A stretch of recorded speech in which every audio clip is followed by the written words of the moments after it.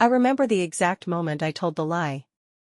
The weight of it, the sharp edge of its consequences, wasn't something I could have foreseen back then. Ethan was sitting across from me, his coffee cup poised midair, his blue eyes locked on mine. "So, you think we're ready?" he asked, his voice hopeful, but hesitant. I nodded, a smile carefully painted across my lips. "I think we are. It's time we start a family." The way his face lit up, it's a look I'll never forget. It was the same expression he wore the day we said our vows, the day he promised me the world and made me believe I could be someone extraordinary. It should have made me happy. But all I felt was guilt, that gnawing, insidious ache that settled deep in my chest.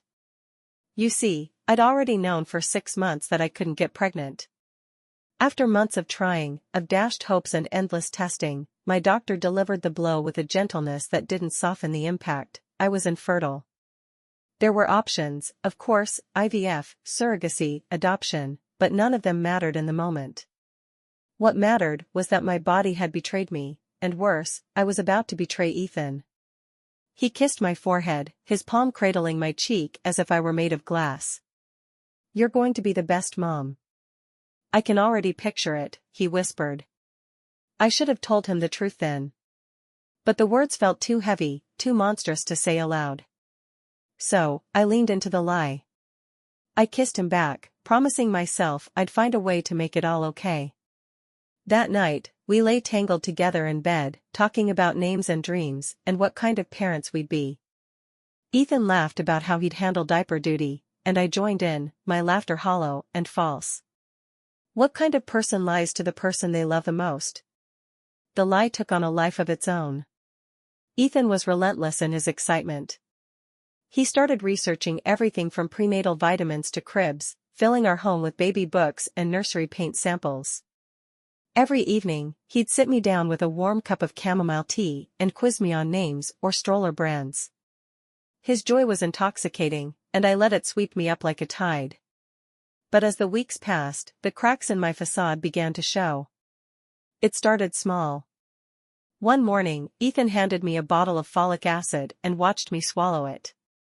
I hesitated for a fraction of a second too long, and his brow furrowed. "You okay?" he asked. "Yeah, just distracted," I replied, forcing a smile. "Work's been a lot." But that wasn't enough for Ethan. "Maybe you should take it easy. Stress isn't good for, trying." His voice softened as he reached out to stroke my cheek. "I can take care of things. You don't have to work so hard." I nodded, guilt twisting my stomach into knots. I couldn't quit my job, I needed the distractions. Without them, I'd be left alone with my shame. Still, Ethan's thoughtfulness grew overwhelming. He started preparing special meals, following fertility diet plans he found online. He scheduled a weekend getaway to a serene mountain cabin, calling it our baby-making retreat. It wasn't romantic to me, it was suffocating. Every gesture, every hopeful glance, every whispered "I can't wait for us to be a family" felt like another stone in the wall of my deception. Then came the hardest moment yet, the day Ethan suggested seeing a fertility specialist together. "We've been trying for a while," he said one evening as we cleared the dinner table. "I think it'd be good to get checked out, just to make sure everything's okay. It doesn't hurt to rule things out." My heart stopped. I stared at him, the dish towel clenched so tightly in my hands that my knuckles turned white. "You think there's something wrong?" I asked, trying to keep my voice calm. No, he said quickly, walking over to me. "I just want to be proactive. It's not about you, baby. It's about us. If there's an issue, we'll face it together." I couldn't breathe. Together. The word felt like a taunt. He had no idea how alone I'd been in this lie, how long I'd carried its weight. I managed a nod. "Sure. Let's do that." Ethan smiled, relief washing over his face. But as he kissed me, I felt like I was standing on a crumbling ledge, staring into an abyss. The first appointment was just a consultation, and I was able to deflect most of the questions with vague answers. But the doctor insisted on tests, blood work, ultrasounds, everything to build a complete picture. I knew it was only a matter of time before my secret unraveled. 2 nights before the test results were due, Ethan came home with a bottle of champagne. "We're celebrating early," he announced, grinning from ear to ear. "I've got a good feeling about this. We're going to figure it out, and soon, we'll have the family we've always wanted." I stared at the bottle, my mouth dry. "You're awfully confident," I murmured, trying to sound playful. "Because I believe in us," he said, setting the champagne aside and pulling me into his arms. "Nothing can stop us." I pressed my face into his chest, hiding the tears that welled up. Ethan's heartbeat was steady, comforting, and I hated myself for the storm I was about to unleash on his world. When the results came back, I was in the shower, letting the water scald my skin as if it could burn away my guilt. Ethan called to me from the bedroom, his voice trembling with anticipation. "They sent the email," he said. "Should I open it?" I froze, the soap slipping from my hands and hitting the tile with a loud thud. My breath came in short, sharp gasps, and for a moment, I thought I might faint. "Claire?" Ethan called again, concern creeping into his tone. "I'll be right out," I shouted back, my voice cracking. I wrapped myself in a towel, barely drying off, and stepped into the bedroom. Ethan was sitting on the bed, his laptop open on his knees. He looked up at me, his eyes sparkling with a mixture of excitement and nervousness. "Ready?" he asked. I forced myself to nod. He clicked the email, his eyes scanning the screen. His smile faltered, and my stomach twisted into knots. He read silently, his face growing more serious with every passing second. Finally, he turned to me. "It says, everything looks fine on my end. But they want you to come in for more tests." I nodded, my throat too tight to speak. "Is there something you're not telling me?" Ethan's voice was soft, almost pleading. "Because if there is, I want to know. Whatever it is, we'll deal with it together." I opened my mouth to tell him the truth, to finally unburden myself. But the words wouldn't come. Instead, I shook my head, the lie wrapping itself tighter around me. "No," I whispered. "There's nothing." The next week was a blur of avoidance. Ethan was patient, almost maddeningly so, but I could feel his suspicion growing like a shadow between us. He stopped pressing for answers, though, and instead poured himself into preparations. Baby books, prenatal yoga classes, he even brought home a giant calendar to track our progress. Every time I looked at it, with its optimistic red circles marking potential milestones, I felt the walls of my lie closing in. One evening, Ethan came home early, catching me off guard. I had been sitting on the couch, pretending to read but mostly staring at the ultrasound images I'd printed from the internet to fuel my charade. When he walked in, I scrambled to hide the paper under a throw pillow, but I wasn't quick enough. "What's that?" he asked, setting down his bag. "Nothing," I said too quickly, my voice trembling.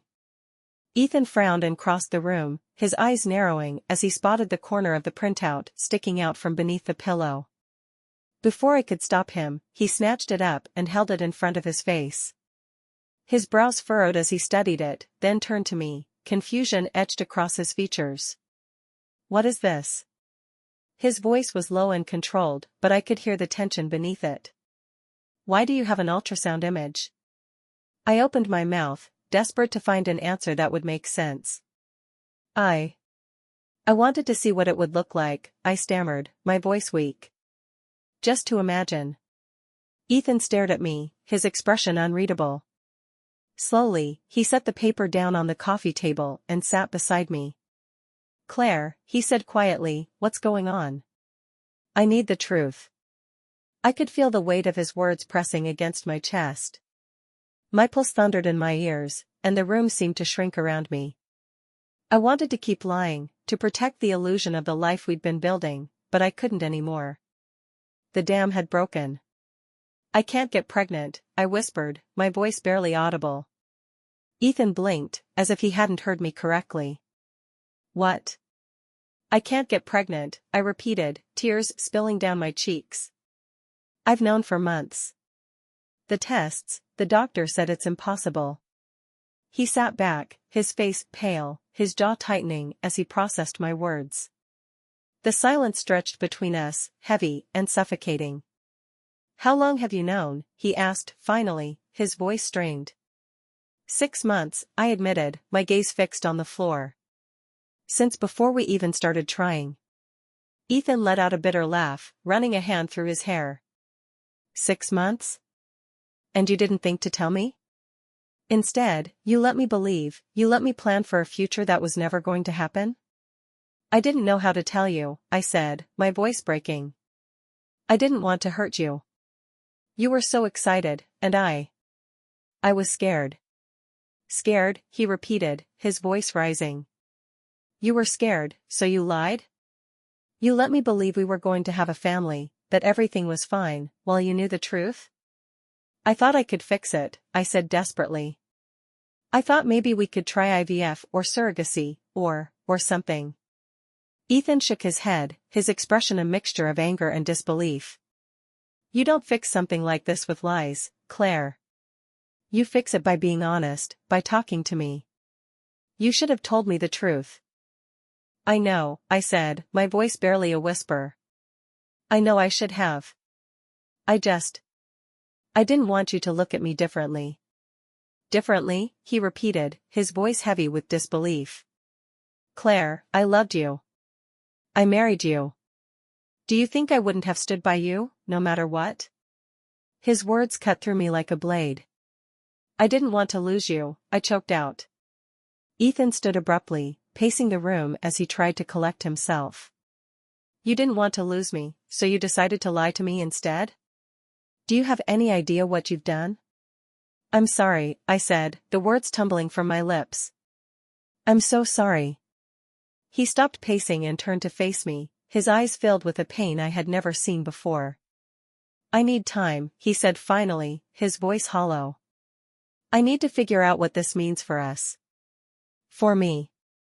And just like that, he grabbed his keys and walked out the door, leaving me alone with the shattered pieces of my lie. The house was unbearably quiet after Ethan left. I sat on the couch for what felt like hours, staring blankly at the ultrasound printout on the table. My mind raced with every possible outcome, Ethan never coming back, Ethan coming back but not forgiving me, or worse, Ethan coming back only to tell me it was over. But just as the sun began to set, I heard the unmistakable rumble of his truck pulling into the driveway. My heart jumped to my throat, and I stood, frozen, as the door opened. Ethan stepped inside, his face shadowed and weary, his keys jangling softly as he set them on the counter. He didn't look at me right away, and the tension in the room was suffocating. Hey, I said softly, my voice trembling. He closed the door behind him and leaned against it for a moment, as if summoning the strength to speak. Finally, he let out a long sigh and looked at me. His eyes, though still clouded with anger, held something softer beneath the surface, something that gave me the smallest flicker of hope. I needed to clear my head, he said, his voice low and steady. I needed to think. I nodded, not trusting myself to speak. I'm angry, Claire, he continued, his gaze steady. I'm not going to lie about that. You kept something huge from me, something that affects both of us, and you let me build up this whole dream in my head. It hurts. Tears pricked my eyes, and I nodded again. I know, I whispered. I was wrong. I should have told you the truth from the beginning. Ethan crossed the room slowly, his movements deliberate. He stopped a few feet from me, his hands on his hips, his head tilted slightly as he studied me. Why didn't you? He asked, his voice softer now, though the hurt was still evident. Why couldn't you trust me enough to be honest? I swallowed hard, my voice barely audible as I replied, because I was scared you'd see me differently. That you'd see me as broken. That you'd regret being with me. His expression shifted, and he took a step closer, his voice firmer now. Claire, I married you. Not because I wanted a perfect wife or a perfect life, but because I love you. You. Do you understand that? I nodded, tears spilling over my cheeks. I understand now. I'm so sorry, Ethan. I was so afraid of losing you that I didn't realize I was risking everything by lying. He reached out, his hand brushing my arm, and the contact sent a wave of relief coursing through me. I'm still angry, he said, his voice quieter now. But I love you, Claire. That hasn't changed, and it won't. You're my wife, and we're a team. But I need you to promise me something. Anything, I said quickly, clutching his hand as though it were a lifeline. Promise me that you'll never lie to me again, he said firmly, his eyes locking onto mine. No matter how scared you are or how big the problem seems, you tell me. We'll deal with it together. Always. I nodded, my voice trembling as I replied, I promise. I'll never lie to you again. Ethan's shoulders relaxed slightly, and he pulled me into his arms. For a moment, I couldn't breathe, not because of fear or guilt, but because of the sheer relief of being held by him again. I love you, he murmured against my hair. And we'll figure this out. Whether it's adoption, surrogacy, or something else, we'll find a way to have a family. But you have to let me in, Claire. I can't do this alone. I clung to him, my tears soaking into his shirt. I love you, too, I whispered. More than anything. And I'll make this right, Ethan. I promise. We stood there for a long time, wrapped in each other, the silence between us no longer heavy with tension but filled with the fragile threads of healing. It wasn't perfect. The road ahead would be long and complicated, but for the first time in months, I felt something close to hope. Together, we would find a way forward.